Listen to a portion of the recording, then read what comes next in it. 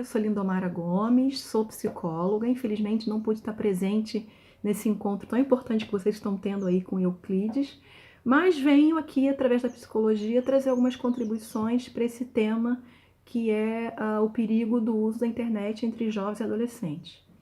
Sem dúvida nenhuma, é uma questão muito complexa, que tem preocupado as famílias, também tem preocupado os médicos, os psicólogos, os psiquiatras, os profissionais da área de educação, justamente percebendo aí o impacto e os malefícios que esse uso prolongado dessas ferramentas tem trazido no desempenho escolar, no desempenho social, no desempenho físico, fisiológico dessas crianças e adolescentes, né?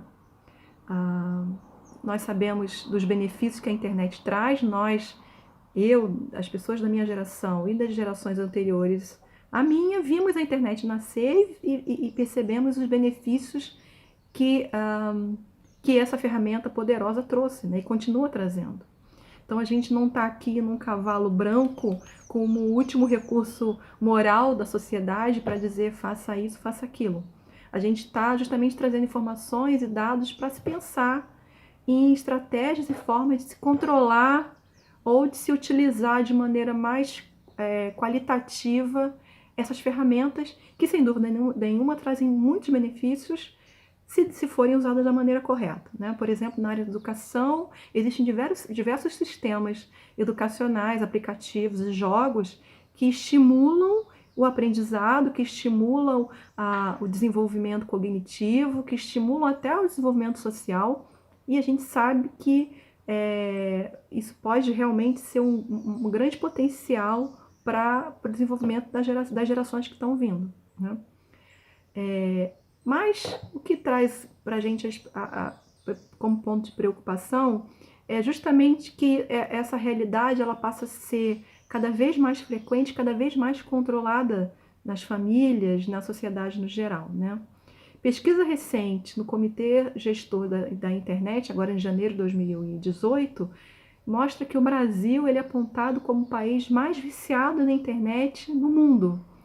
E o que é interessante, chama atenção, é que fica à frente, inclusive, de países tecnologicamente mais envolvidos do que nós, por exemplo, como os Estados Unidos e Japão. 51% da população brasileira fica conectado na internet o dia inteiro, quer dizer, 2 vezes mais do que a taxa global. Dentro desses brasileiros que acessam a internet, 20% usa mais de 10 vezes por dia, né? E do ponto de vista das crianças e adolescentes, 8 em cada 10 crianças e jovens, e essa pesquisa envolveu crianças e jovens entre 9 e 17 anos, acessam o celular pelo menos uma vez por dia, ou seja, faz parte do cotidiano, faz parte da vida deles, e eles nasceram nessa nova realidade, né? O que chama atenção para a gente é quais são os aspectos negativos do acesso prolongado do uso desses jogos. Primeiro é que, como a gente está falando de processos de desenvolvimento, ou seja, crianças e adolescentes que estão em fase de crescimento, não só do crescimento físico, emocional, psicológico, mas também do ponto de vista cerebral, né? A falta de atividades que impactam positivamente no desenvolvimento, que são importantes para essas fases de desenvolvimento, deixam de existir em detrimento do tempo gasto na internet, nos jogos, né? O que a gente está dizendo aqui é que é importante que eles acessem, é importante que eles tenham esse tempo de conexão, mas é importante também que eles não deixem de ter outros tempos que são fundamentais para o desenvolvimento deles, né? Ou não ter tempo para não fazer nada, que é muito importante, né? Que desenvolve a percepção de tempo das coisas, a percepção de que as coisas não são tão imediatas, de ter tolerância, né, a situações diversas, desenvolver a capacidade de ter tolerância à frustração, e assim, o que é mais importante nesse processo de desenvolvimento da infância e da adolescência, que está se perdendo com o uso excessivo desses jogos e da própria internet, é a falta da capacidade de reflexão, né? O que nos leva a crer que as crianças e adolescentes estão ficando cada vez mais imediatistas e cada vez menos conscientes de si. Ao mesmo tempo que elas estão mais expostas a muito mais informação, a muito mais possibilidade de conhecimento, elas estão cada vez menos conhecendo a si próprias, as suas questões e principalmente conhecendo as pessoas que estão ao seu redor, né? A gente tem visto em pesquisas, em artigos médicos da área, mas também nas práticas clínicas, crianças com dificuldade muito grande de lidar com frustração, com ansiedade, com essa distorção da realidade, do mundo real, para uma realidade virtual.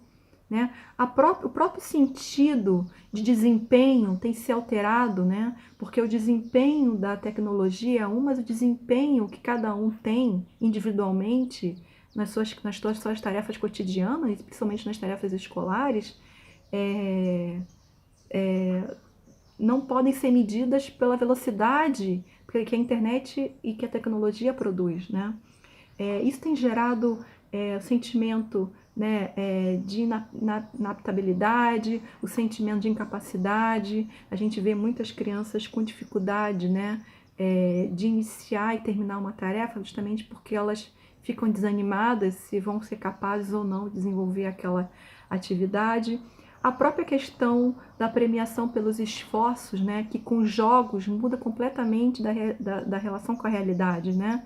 Enquanto que em muitos jogos elas são premiadas não por algum esforço, não pelo tempo de dedicação, não pela a prática, não pelo exercício, não por tentar fazer, errar e tentar fazer de novo, por todo esse processo de aprendizagem, que essa experiência de fazer, de se esforçar e da premiação que pode existir caso ela tenha uma boa performance, traz. Em relação aos jogos, muitas vezes ela é premiada não por isso tudo, mas pelo tempo que ela ficou conectada. Do ponto de vista social, né, a gente não pode deixar de falar da questão do comprometimento das relações sociais. O adolescente por si só é um grupo que precisa ter em contato, né, porque ele se identifica com grupos, com grupos de semelhantes, e o isolamento, a apatia social, a tristeza, isso está totalmente diferente do que seria o normal para um adolescente, né? Que tem necessidade de se conectar, que tem necessidade de conviver. Então, esse isolamento e essa solidão, elas precisam ser vistas com muito cuidado, com muita atenção pelos pais. Né? O que ele está fazendo, com quem que ele está falando. É o que eu digo assim, sempre para os pais que me dizem: ah, Lindomara, pelo menos ele está em casa, no quarto, assim, onde ele está, e o que ele está fazendo. Ele tá, né? De uma maneira geral, estão dizendo assim, eles estão protegidos. E eu digo sempre: você deixaria sua filha ou seu filho de 12 anos sentado no portão, 2 horas da manhã, falando com gente que você não sabe quem é? É um pouco dessa relação, né? A gente tem visto facilmente nas redes sociais, na mídia em geral, casos de crianças e adolescentes que são aliciadas não só por questões da sexualidade, mas para a realização de questões ilícitas, né? Isso está muito mais próximo da gente do que a gente imagina, né? Eu tenho convivido com casos assim, tenho atendido crianças cada vez mais e adolescentes sendo envolvidos por pessoas ou por coisas ou por circunstâncias que não são reais, né? Bom, além de tudo que a gente está falando sobre o social, é essa questão da volatilidade dos relacionamentos e da falta de aprofundamento nas relações, né? Ao mesmo tempo que você tem muitos amigos na rede social, você não tem amigo nenhum, né? Porque amizade é relacionamento, né? Então, na vida real, você não pode bloquear, né? E você não pode apagar algo que você disse para alguém ou que alguém disse para você, como nas redes sociais ou como através da internet. Então, essa diferença entre o mundo real e o mundo virtual impacta bastante no sentido de mundo que eles têm, né? Desse filtro que eles fazem da realidade, né? Outro aspecto importante é que em pesquisas realizadas na Alemanha, nos Estados Unidos, em países desenvolvidos nesses aspectos, que eles comparam o uso de eletrônicos ou o uso de internet a vícios, por exemplo, como de álcool, drogas e outros vícios, por exemplo, como jogos de azar, né? Um alemão chamado Kemp, ele utilizou injeções de dopamina no sistema de gratificação cerebral comparando em crianças e adolescentes, comparando aí ao tempo que é gasto na internet, ao prazer que é gasto nos jogos, a situações semelhantes em vícios, como a gente falou aqui, lícitos e ilícitos, né? Então, é muito tênue esse lugar, né? Entre o uso, o abuso e o vício, né?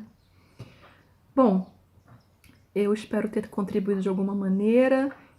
Fique atento, né? A situações assim que por causa de algum tipo de preocupação. Fique atento à irritabilidade, à apatia social, ao isolamento, à tristeza, de certa forma, a angústia pelo não uso dessas tecnologias, porque já são aspectos que devem requerer atenção de vocês, tá? Procurem ajuda, procurem profissionais capacitados, procurem pessoas que possam ajudá-los, mas principalmente não abram mão do lugar que vocês ocupam, que é de gerenciar e de controlar o que seus filhos estão fazendo com o tempo precioso deles, tá? Um abraço para vocês, até outro dia. Tchau, tchau.